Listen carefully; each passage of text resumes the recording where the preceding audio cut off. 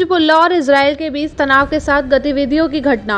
Hezbollah ने हाल ही में Israel के खिलाफ एंटी टैंक गाइडेड मिसाइल से हमला किया है, जिसकी जिम्मेदारी उसने ली है। जब तक हमास और इजराइल के बीच तनाव चल रहा है, हिजबुल्लाह भी इजराइल के खिलाफ हमले कर रहा है।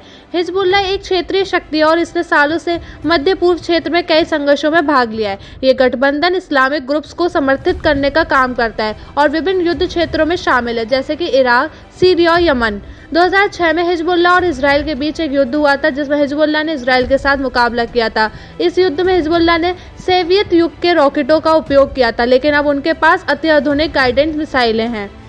इस तनाव के चलते इजराइल को अब गाजा के बाद लेबनान के साथ भी लड़ना पड़ सकता है। हिजबुल्लाह ईरान समर्थित गठबंधन का हिस्सा है और वे सीरिया में भी तैनात हैं। उनकी भागीदारी संभावित रूप से सीरिया इजराइल सीमा पर तीसरा मोर्चा खोल सकती है। इसलिए हिजबुल्लाह के युद्ध में शामिल होने से स्थिति काफी बिगड़ सकती है और इजराइल को और भी तनावपूर्ण परिस्थितियों का सामना करना पड़ सकता है।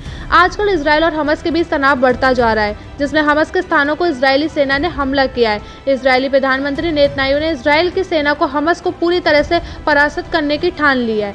इस दौरान ये भी ध्यान में रखा जाना चाहिए कि इजराइल के लिए गाजा के बाद अब लेबनान के साथ भी तनाव बढ़ रहा है। इजराइल की एयरफोर्स ने हिजबुल्लाह के हमलों का जवाब दिया है और वे उनके हमलों को नाकाम करने का प्रयास कर रहे हैं। इस सभी घटनाओं के बीच इजरायली प्रधानमंत्री नेतन्याहू ने हमास के खिलाफ कड़ी कदम बढ़ाने की घोषणा की है और इसके लिए वे अपनी सेना के साथ कठिन कदम उठा रहे हैं। इस तनावपूर्ण स्थिति के बीच हम सबको सावधान रहने की आवश्यकता है और शांति और सुरक्षा की दिशा में, समाधान की दिशा में कदम बढ़ाने की कोशिश करनी चाहिए। इस समय के लिए हम सभी को ये समझना चाहिए कि तनावपूर्ण स्थितियों को बढ़ाने से रोकने के लिए सभी पक्षों को संयम और सहमति का पालन करना होगा, ताकि समुदायों के बीच खून खराबा और हानिकारक हाथों से बचा जा सके।